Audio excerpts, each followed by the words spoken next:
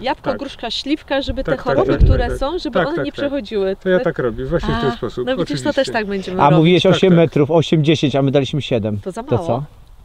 Zmieniałbyś? On mówił, No if i in doubt, space it out. Ta grusza Pyrus communis, zwana ulęgałką. Ulęgałką.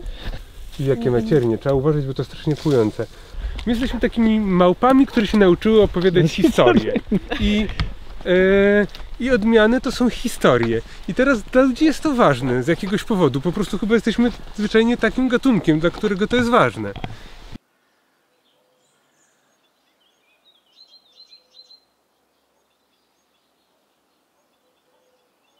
Znaczy to, jak robiono kiedyś tą klasyfikację gleb, bardzo była robiona mało solidnie i te kryteria nie były jakieś takie fantastyczne. To gruszka. To jest gruszka. Jabłko. Nie, jabłko. Tak, nie, to jest Jabłko. Co to jest? Gruszka. Gruszka. Na pewno nie zaszkodzi to tym drzewom. Aha. Za rok, za dwa im to powtórzyć. No. Okay. Każda z nich Każdy jest ma inna. swój, no, jakiś tam te... I Tak. pomyślisz, że to jest tak mało z tego, co jest. Kochanie, co wszystkie jest tutaj smaku. już próbowaliśmy? To Tak. niewielka próbka, tak. No. To działa to w ten sposób, że kładziemy ten obornik tutaj i kartony, i zrębki i obornik może być świeży i to jest potężna dawka azotu, Oczywiście. ale drzewo go nie dostaje naraz.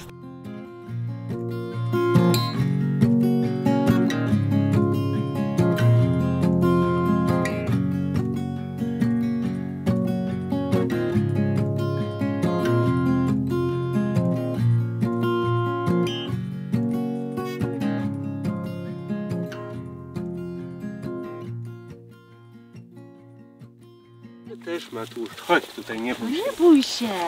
Ojej. Kurczę, Ma tłuszczu? no pewnie, że ma. Kurczę, a my Jak można tak skórę złapać ręką, to jest... To jest dobrze. Jak nie, no...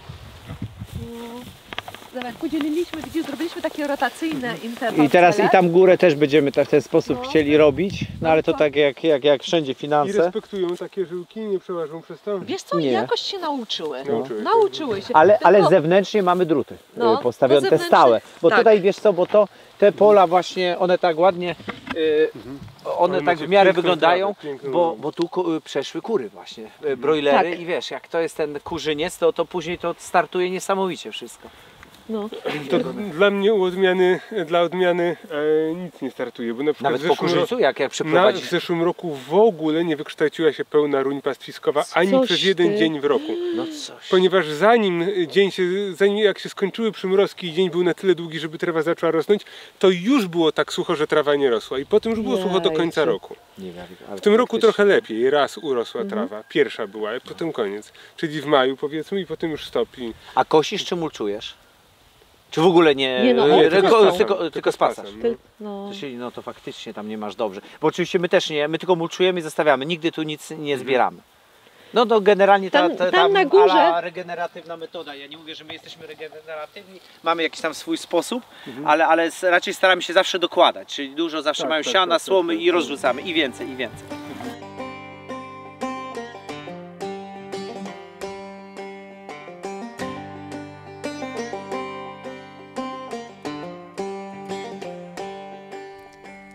W tym momencie przejdźmy do tematu odcinka, czyli sadzenia sadu.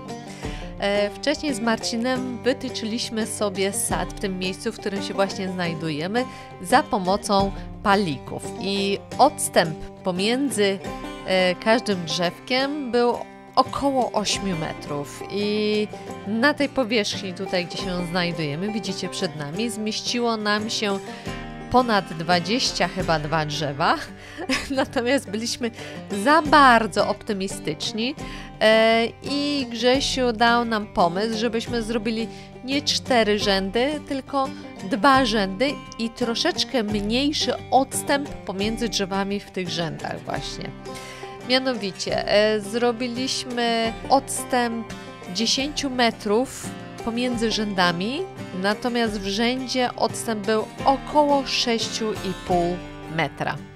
Dzięki temu zyskaliśmy również chcieliśmy tutaj wypasać nasze owieczki i kozy, ale w tym momencie to pole będzie po prostu łatwiejsze w zarządzaniu. I co niektórzy z Was się na pewno ciekawili, jaką metodą to sadzimy, Więc widzicie na samym początku, z czym my się zmagamy.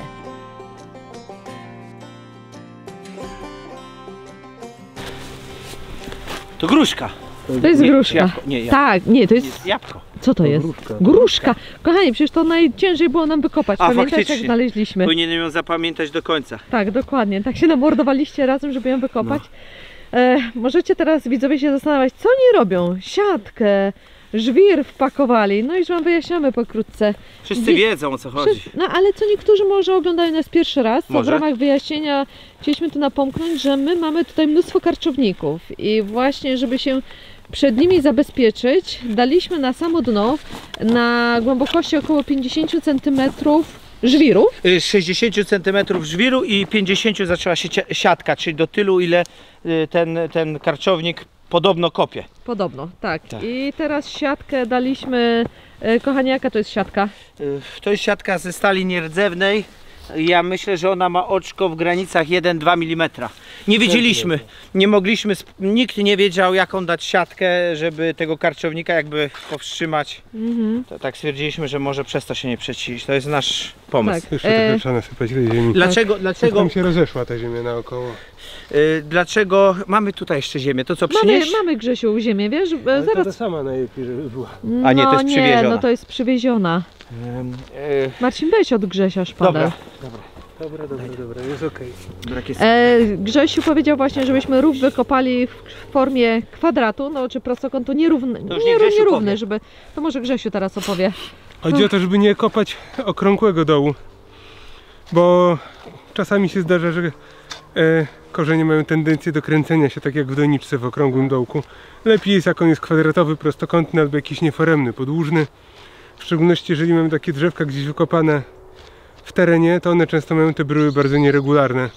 Więc możemy taką bryłę wykopać nieregularną i taką bardzo nieregularną dziurę w ziemi również wykopać. Wtedy te korzenie jak rosną, to się nie będą zawijać, bo dochodzą do narożnika i ciężko mu się tam zawinąć i raczej będzie penetrować dalej. Nie, i nie uklepujemy tego, ta woda mu potem obsiądzie, a ubijanie, uklepywanie to obrywa te drobne korzonki, które są najcenniejsze. Czyli Więc mechaniczne działanie nie jest najlepsze, delikatna nic woda się i nie, wystarczy. tak, nic się nie udeptuje. Zasypujemy, sadzimy do tej wysokości, w której jakiej rosło. To zawsze widać na szyi korzeniowej, dokąd rosło. Tak zasypujemy. I teraz na to obornik, na obornik karton, na karton zrębki. Rozgarniamy dookoła pnia, żeby nie było zrębków i obornika przy samym pniu. I woda. I na takie drzewko posadzone musimy wylać minimum 20 litrów wody. Rozumiem. Albo lepiej jeszcze, żeby to się wszystko nasączyło. Nasączyło, I woda ubiło. obsiądzie wtedy, tak. I ten korzeń się namoczy. Plus właśnie woda wszystko spowoduje, A, że to sobie obsiądzie. Czy powinniśmy dookoła na przykład budować wał po to, żeby często ludzie mówią, że jak deszcz pada, to ten wał robi to, że ta woda jakby... No on się zrobi, bo to jest spulchnione, więc jak tu wlejemy wodę, Czyli to tak to będzie opadnie. Aha, i będzie I automatyczny się wał. zrobi dołek, no tylko że nie udeptujemy go butem, tylko po prostu naturalnie. wlejemy wodę i on tam usiądzie i właśnie się zrobi zagłębienie. Super. Ja troszeczkę głębiej ją posadziłem, właśnie dlatego, że to tam jeszcze z tyle obsiądzie, nie? A Grzesiu, a co będziesz z tą siatką? Czy korzenie jakoś, nie będzie to drzewko karłowate, czy przejdą korzenie właśnie przez tą siatkę? No bo... Myślę, że przejdą, poza tym grusza, nie wiem jak z jabłonią, będzie nam trudniej, a grusza to rośnie w głąb, ma taki system bardziej palowy i bardziej pionowo idzie i głębiej się korzeni, więc myślę, że ona będzie raczej tam rosła, w głąb i troszeczkę na boki i na ogół się grusze rozwidlają te korzenie dopiero na tej głębokości, na tej. Czyli poniżej. Więc poniżej tej siatki, także ja myślę, że to rok, 2 i 3 i ona już po prostu ucieknie karczownikowi. Tak, to co on tam uszkodzi, to nie będzie miało kompletnie znaczenia. Tak bo to mi się będzie... wydaje, no, mam nadzieję. Jak jesteśmy już tutaj przy tym samym sadzeniu, bo my zrobiliśmy taką metodą, już rozmawialiśmy wcześniej na ten temat, trochę sobkowiaka, że zostawiamy tutaj naszą glebę, jaka jest. Nie robimy metodą Ellen White, która sugeruje, żeby właśnie dawać kompost, nawozić, bardzo wzbogaca dolomitem. Wszystkim właściwie wzbogacać. Robi wentylację tak samo jakąś tam na samym dole. Można wszystko robić oczywiście, ale no to jest ogrom pracy przede wszystkim. I na początku drzewko ma start, ale później zaczyna umierać z głodu, bo My ten jakby start kończy i tak temu się... drzewku zaraz zrobimy. Tylko w tej metodzie, co ja stosuję, to działa to w ten sposób, że kładziemy ten obornik tutaj i kartony i zrębki i obornik może być świeży i to jest potężna dawka azotu, Oczywiście. ale drzewo go nie dostaje na raz, tylko udostępniają ten azot dopiero dżdżownice. Przez następne pół roku będą go powoli wciągać. Powoli będą go wciągać pod ziemię i dozować temu drzewu. I się drzewo będzie odżywiać poprzez dżdżownicę tym azotem. Czyli a nie bezpośrednio. W swoim czasie powolutku będzie nabierało mocy i I przyzwyczajało te się do zrębki, warunków. ten obornik, to wszystko w przeciągu następnego pół roku zniknie. No. Czyli do lipca już tego nie będzie. Tych kartonów w ogóle, zrębków to zostanie tylko taka trochę na ziemi. Czy powinniśmy za te powiedzmy pół roku znowuż dawka nawozu, karton jakby... Ja już tego nie robię, nie ma bo sensu. ta pierwsza dawka jest na tyle istotna i że już potem to drzewo sobie radzi. No tak, ono musi się wbić głęboko i Poza tym zaczyna po to samo mamy się... siewki, żeby one się mocno korzeniły i zresztą wykopywaliśmy je, prawda? Prawda? Niestety pamiętam. Jak Grzesiu zaznacza, prawda? Prawda? Szczególnie przy tej gruszy, prawda? No to się naprawdę we dwóch kopaliśmy na zmianę, żeby ją wyszarpać z tej ziemi i naprawdę ten system korzeniowy tam pod ziemią 2 razy tyle niż nad ziemią. No. Bo wy nie wiecie, że Grzesiek u nas już mieszka miesiąc czasu i ta grusza, no tak z 2 tygodnie, no jak nic myśmy chyba kopali. No Nie, może ale- 13 dni. A Ale było to dużo pracy. Było, ją było. kopać, no. Niektóre drzewka faktycznie, szczególnie te jabłonie, nie? To tak pach, jakoś też w dobrych miejscach. A Tak, Grzesiu, gruszem to mają potężne, te czy- dzikie grusze, potężne systemy korzeniowe. króliczy obornik będzie ok? Każdy będzie ok, bo on będzie powolutku bardzo docierał do tego drzewa. Dobrze, On to, dopiero poprzez dżdżownicę będzie udostępniany. to damy Więc może być tu króliczy. każdy. To idziemy po obornik i ten... Dobra, to ja, Łapiemy jeszcze światło dopóki... to ja jadę. I będę czyścił.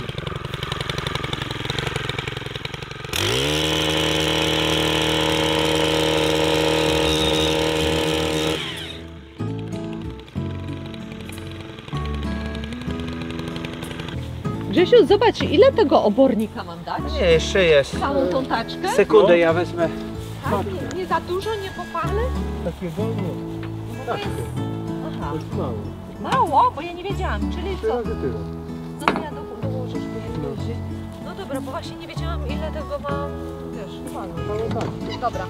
Nie popadzi, bo to będzie powoli przenikać.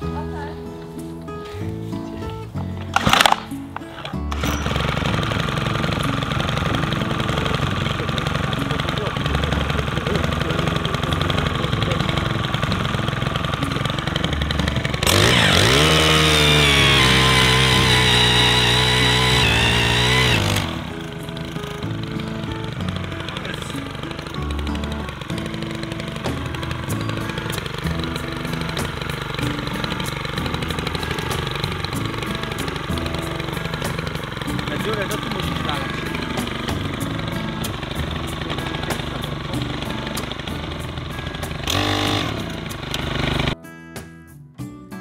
W tym momencie oglądacie i pukacie się w głowę. Co oni robią? Czemu wiertnicą, a nie traktorem?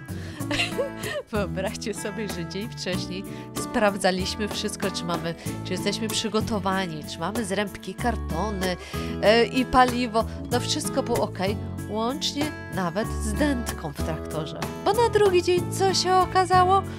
Lipa, mamy kapcia. I dlatego właśnie działaliśmy w tym momencie wiertnicą. No, może my, ja za dużo źle powiedziałam. Marcin z Grzesiem.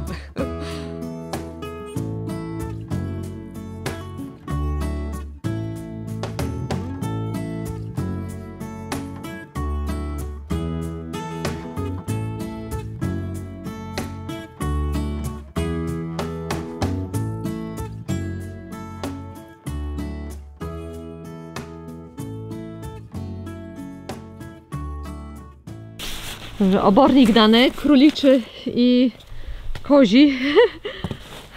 Na grubo, taki wałeczek ułożony. Na to właśnie Grzesiu teraz rwie kartony i zrębek. Na to pójdzie. Na to pójdzie zrębek. Czyli jedno będziemy mieć na cacy zasadzone.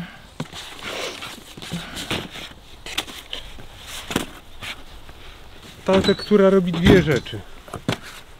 Po pierwsze powoduje, że nie paruje azot. I też czubata taczka zrębków. O właśnie Jest Marcin tam proszę. poszedł. Poszedł właśnie po taczkę. Dwie rzeczy robi. Po pierwsze, nie ucieka azot z tego obornika. 3 rzeczy robi. Po drugie, nie paruje woda, więc tam będzie się trzymać wilgoć. Po trzecie, stanowi pożywkę dla dżdżownic, bo dżdżownice bardzo potrzebują celulozę i do rozmnażania, i do jedzenia. Tak. 4 rzeczy robi. I po czwarte, jest warstwą odcinającą między obornikiem a zrębkami, bo ten obornik będzie parował i gdyby go nie było, to zrębki wciągną natychmiast cały azot, bo tak się dzieje, i drzewo go w ogóle nie wykorzysta. Bo będzie powolutku odparowywał, ewentualnie może jakieś grzyby go kiedyś zagospodarują. A tak to azot nie wsiąknie w zrębki, bo ta tektura go odcina. Zanim tekturę zjedzą dżdżownice, to zdążą wciągnąć ten obornik pod ziemię i trafi on w strefę korzeni drzew. Poprzez dżdżownice, które zrobią swoją robotę, zrobią to, co zawsze robią, od czego są. No właśnie no, dużo właśnie o tych, nie tyle zrębkach, o kartonach, że właśnie raz, że zabijają. Chwasty ewentualnie jakbyśmy... No i chwast nie rośnie, to 5. Tak. funkcja. No właśnie. Starczy! Marcin, starczy! Tak. Chociaż tutaj w zasadzie nie można przedawkować. I 2 drzewka. Na drugie to trzeba drugą taką będzie zaraz. Zrębek, tak? A to te drzewka, co mamy niezasadzone, to powinniśmy do wody je wsadzić, czy do jutra to nie problem? Czy powinny Chyba nie być? problem. Tak? Może te najgorsze trzeba będzie z gołym korzeniem to do wody. Dobra, A te, mam... co są w bryłach, to mogą sobie tak leżeć. Okej, dobra, to zaraz zrobię przegląd. Z różnych metod sadzenia drzew, jakie widziałem, ta wydaje mi się najsensowniejsza, najszybsza i najskuteczniejsza. Nie ma co dwarać cyrków, co nie? Tak jakbyśmy widzieli tą Ellen White, no to wygląda już jak budowa Możesz to wieżowca. wszystko wysypać centralnie na środek, a ja to rękami rozgarnę. Wszystko? Całe. Jeszcze jedno przyczepę. Dobra. Może trochę za dużo, a może i nie. Grzesiu zaszalał. Niech ma roślinka. Tak, odgarniamy środek. Tak, do ziemi. Do ziemi, no. O, a tu taki obwarzanek. Ale ładny. To nie jest za dużo. I też mówiłeś wcześniej, to tak, żeby może do kamery, bo to jest iglaste. Czyli właśnie myśmy się pytali, czy wiesz, czy tam nie zakwasi za bardzo gleby.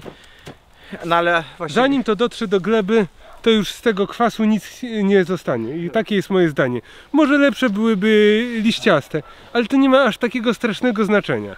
Najważniejsze jest, a może tu mogłoby być ich trochę mniej, ta taczka jest bardzo duża, nie? Ale to na pewno nie będzie za dużo. To wszystko zarośnie trawą i tak za rok. Tego nie będzie widać, to się uklepie do samej ziemi. I teraz tutaj przynajmniej 20 litrów wody, takie duże wiadro albo 2. Znaczy ja zaraz wezmę może węża i tu się... Wiesz co, chociaż jak najbliżej tego Tak, węża tak. tu podać i będziemy sobie nosić, Dobrze. ale żeby nie... A aż gdzieś okram. na przykład za rok też powinniśmy, no mówisz, że to wszystko zniknie. Czy powinniśmy znowu dawać karton i zrębki? Czy... Na pewno nie zaszkodzi to tym drzewom. Aha. Za rok, za 2 im to powtórzyć. No. Okej. Ale ja nie mam tyle siły i energii, żeby to robić co roku, więc robię to raz na start i większości drzew to wystarcza, żeby się chwycić korzeniami. Okej. Po prostu ująć i osadzić w tym miejscu i potem sobie zwykle dają już radę. A bo niektórzy też zamiast zrębek dają na przykład skoszoną trawę w ciągu lata i to też no jakby zabija no Ten sam chwasty. efekt będzie. Ten No. sam efekt, ale czy powinniśmy to robić wokół drzew, czy nie? Każda materia organiczna mi się przyda tym drzewom. Można, jak jeszcze nie miałem zrębek na przykład, to robiłem taki, nie miałem jeszcze owiec kiedyś. To kosiłem ręczną kosą wokół drzew i tą trawę układałem po No prostu właśnie, kościółkiem. bo tak się zastanawiam, czy ewentualnie no można po prostu wziąć i zostawić, czy trawa za dużo będzie wyciągać te soki i no jednak osłabiać to drzewo. Nie wiem, powinniśmy właśnie zagłuszać trawę pod drzewami, czy nie? Trawa stanowi konkurencję, ale bez przesady. Wszystkie te drzewa, co wyrosły w lesie, wszędzie, brzozy, dęby i tak dalej, chociażby te drzewa, które wykopywaliśmy, przecież one rosły w trawie, w zbitej darni i jakoś sobie dały radę. Okej. Jest konkurencja, No właśnie. oczywiście, ale konkurencja zawsze gdzieś jest na świecie. One sobie radzą z tą konkurencją. Dobra, no dobra, to właśnie Dlatego sadzimy siewki dzikie, żeby sobie radziły z takimi rzeczami. One się silnie korzenią, szybko rosną. Także nie zaszkodzi ściółkowanie, zawsze pomoże. Ale jak tego nie zrobimy, to powinny i To tak się sobie nic nie dać stanie. radę. Dobra, fajne, bo żebyśmy wiedzieli, wiesz, nie będziemy do Ciebie później wyzwaniać Możecie z taką wyzwaniać. pytanie. A Marcin mówi, że będziemy i będziemy. Już się straszy. Ściółkowanie zawsze pomaga. Materia organiczna dodatkowa zawsze pomoże temu drzewu. Okej. Zawsze będzie miało lepiej. Ale to nie jest tak, że jak się nie wyściółkuje, to ono padnie. Takie na początek, taki start, jak żeśmy tu zrobili, to jest naprawdę potężna dawka tego materiału. Powinna wystarczyć, żeby to drzewo się ujęło korzeniami, przyjęło, ukorzeniło i dalej sobie radziło już samo. Dobra, super. Poza tym, jak tu będziecie coś paśli, no to przecież Cały czas będziemy.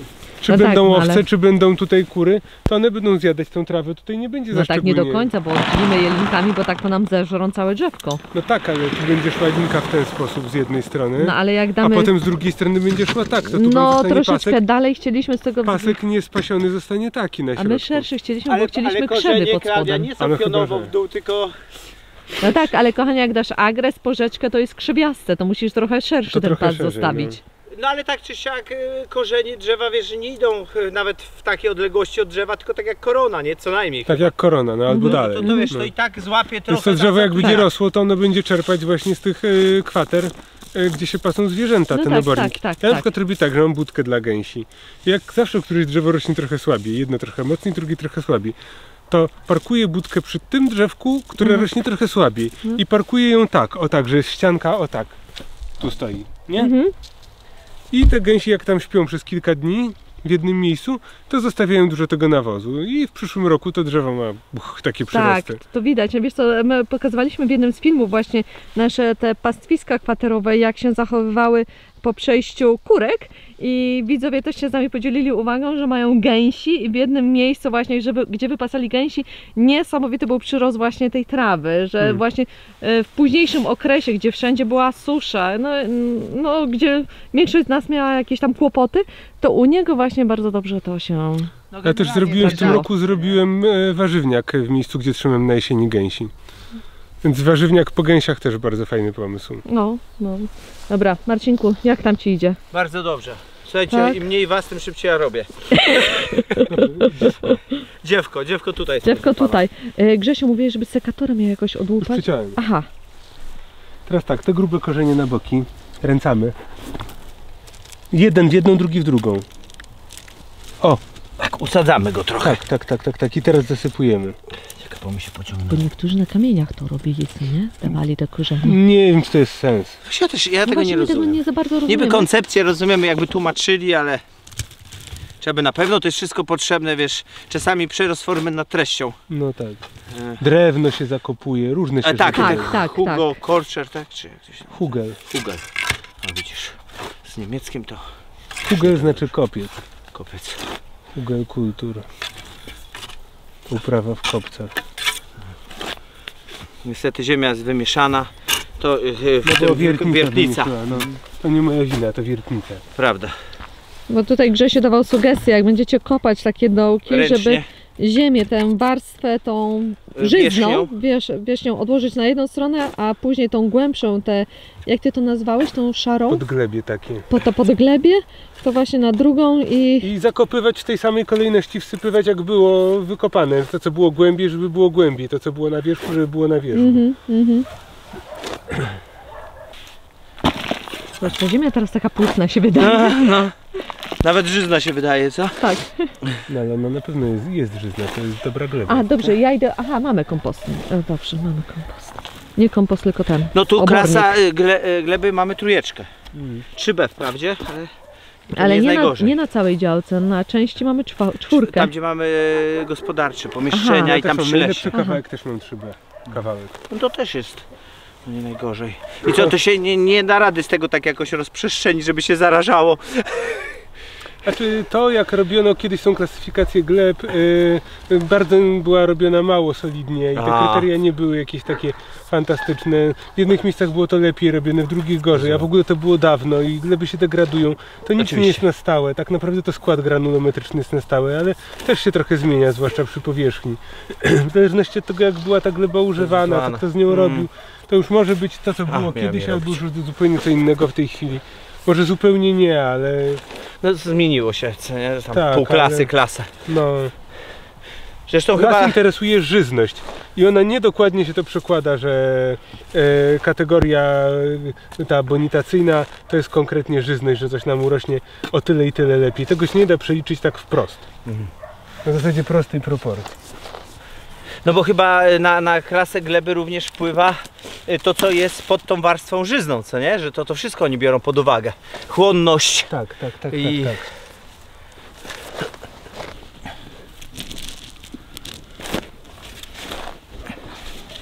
Ja już mam na dzisiaj dość kopania. No wiem. Jutro będzie nas czekał dzień dopiero. Mam nadzieję, że koparką się trochę... Kapcia się załatwi w Nie ma koparce. sensu rękami, to trzeba kopać. Tak. No. Jak jest, to po to jest, nie? No. Ma pomóc i tyle. Dobra. Jest pięknie.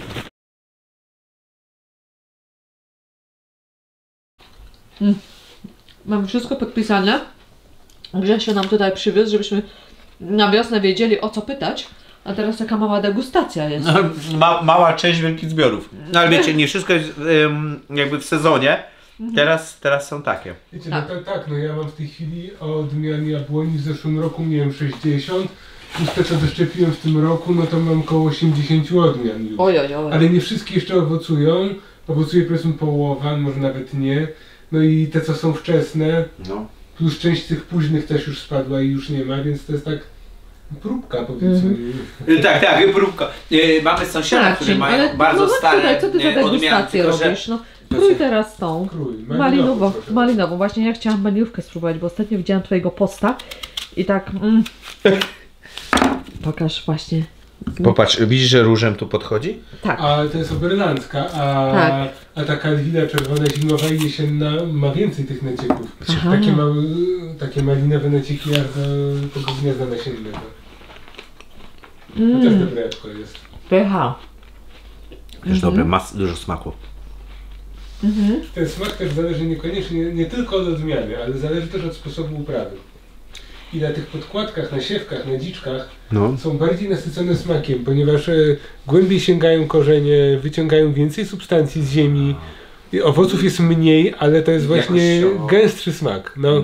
Gęstszy owoc, gęstszy smak, więcej witamin, więcej substancji mineralnych, więcej tych różnych związków typu taniny, pektyny, tych cierpkich, śluzowatych, takich różnych gałązkowatych. Wszystkich tych, tych, które są potrzebne najbardziej dla organizmu. Bo w takim jabłku sklepowym to cukier, fruktoza głównie. Właśnie dlatego ja tego tak Nic strasznie więcej. nie, tam już ja nie mogę tam smaku wyciągać. Rozumiesz? No A to tu tam po prostu się nie tak, starasz, woda masz z cukrem. pełną, tak, a tu masz tak. pełną buzię smaku. I o to chodzi. No i o to chodzi. Po to to Mniej robimy. znaczy więcej. Tak samo jest właśnie z broilerami, z owcami, ze ze wszystkim. wszystkim. No, po prostu... Dobrze. A poza tym no, wartość też odżywcza bez dwóch zdań przez to jest inna. Oczywiście. Dobrze, Żabciu, spróbuj teraz tą. Dobry co? Dobry kmiotek. Dobry kmiotek. Kmiotka. Dobra, spróbujmy dobrego kmiotka. To są jabłka zimowe generalnie, dobry kmiotek. One powinny dojrzewać jeszcze długo. Aha. W tym roku wszystko podejrzewało wcześniej, ale one się dobrze przechowują. One generalnie leżą do połowy zimy, do lutego bez problemu. Super sprawa. No. Na pewno są jeszcze trochę niedojrzałe w tej chwili. Też ciekawy. Ale inny. Inny smak, On kompletnie. jest inny. Taki... Nie wiem, jakiś winny, taki... Cały czas dla mnie to jest pierwsza. Czyli Ta co? duża kwaskowość. A, to to Marcina spróbuj kwaskowa. grochówkę teraz. Nie mówię oczywiście, że inne są złe. Ale ten, Ale- taki, ten dobry kmiotek, on jest taki no Grochówka też całkiem jest jeszcze inny. niedojrzała do końca. Ale też jest ciekawy. Bo on też jest bardziej kwaskowaty, ale może suchy bardziej. W literaturze pisane jako jabłko niesmaczne generalnie, a ja je lubię. A ja nie lubię tej Twarde. nuta, co się zaczyna, właśnie taka dziwna. No, Ta specyficzna dla grochówki. Specyficzna, Tak, to no. bardzo Tam coś jest. typowy, no. I to bym powiedział, że... Krążeczka ma też taką bardzo specyficzną nutę, tylko zupełnie inną. Nie? Zupełnie inną, ale Tak. też jest nie do pomylenia. Tak. To też jest jeszcze nie do końca dojrzałe, ale to Szampańska? też jest kwaskowate, szampańska. No. Aha. Ona się na pewno wysłodzi. To jest odmiana do przechowania. Aha, warto ciąć, czy teraz to nie ma sensu jedzenie? Nie, no ja już próbowałem, jadłem je, także no można zjeść, No tylko one kebab. będą słodsze i miększe, jak poleżą, nie? Aha. A to Marcin, jak będą kwaskowe, to będą lepsze na pewno. Nie, no. Dobra. Dobre. Dobre. No to jedno z lepszych. Soczyste i kwaśne. Niewiarygodne, powiem wam, że Zobaczyłeś? możecie nam pozazdrościć, że tyle odmian mamy na jednym stole i po prostu możemy w tym samym momencie je próbować. Już? E, Kosztele? Nie? Tak. No ty jadłeś, a ty nie. Nie. No to krój kosztele, zawsze jaka różnica jest. Nie, no to, no. I zapach, i smak. No. Też nie do pomylenia. O, jak się od razu strzelił. Nie do pomylenia. Nie, I dobre, to jest dobre. Powiem ci, że to jest takie gruszkowate. Gruszkowate aż. To jest typowe jabłko deserowe. Kosztela. Ojej, jak gruszka. Przetwory z tego wychodzą.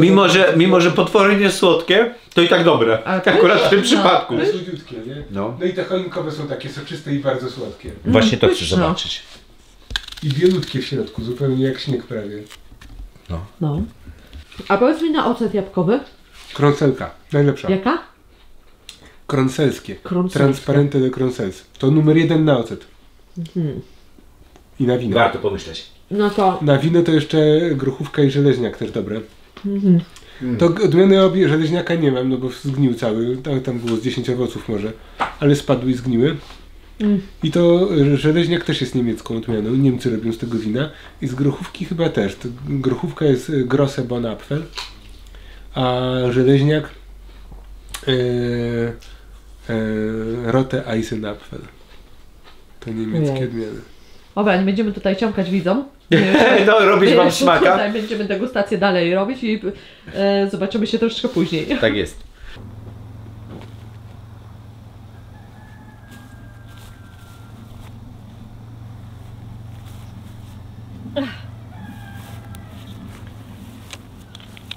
Jeszcze nie skończyliśmy do końca sadu, bo pozostało nam do posadzenia kilka porzeczek czarnych. W tym momencie tutaj za mną, co się znajduje, to jest porzeczka czerwona, agres też. Będę musiała prawdopodobnie, bo już się pytałam co niektórych, popodcinać porzeczkę. Mówią, że na 2 oczka. Mam nadzieję, że się nie mylę. Jeżeli macie jakieś inne informacje, to z chęcią przeczytam w komentarzach, jak dbać o porzeczkę, ale z tego, co się dowiedziałam, to ktoś mi powiedział, że 2 oczka od góry i trzeba ją przyciąć, żeby na przyszły rok się zagęściła. Dobrze, w tym momencie będziemy kończyć ten odcinek z zakładania naszego sadu. Mamy nadzieję, że wiedza, którą się podzielił Grzegorz z La Puente, była dla Was inspiracją i zachętą do sadzenia sadów w starym stylu, tak jak my to zrobiliśmy. No i się czegoś wszyscy razem ciekawego dowiedzieliśmy. Dobrze, ja lecę, idę do sąsiadki, póki jeszcze jest pogoda i żegnam się z Wami i widzimy się za tydzień, no nie za tydzień, w przyszły piątek. Dziękujemy Wam za oglądanie. Hej, do zobaczenia!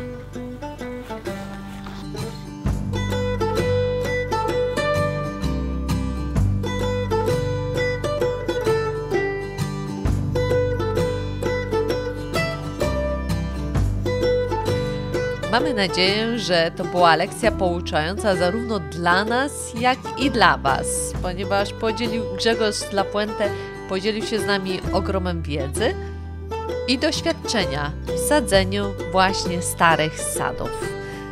Dlatego zachęcamy do obejrzenia poprzedniego odcinka. Na tyle dzisiaj, dziękujemy i do usłyszenia wkrótce. Hej! Dzisiejszy odcinek opływał w ogrom wiedzy, jak również opływała w nią część pierwsza, do której zachęcamy Was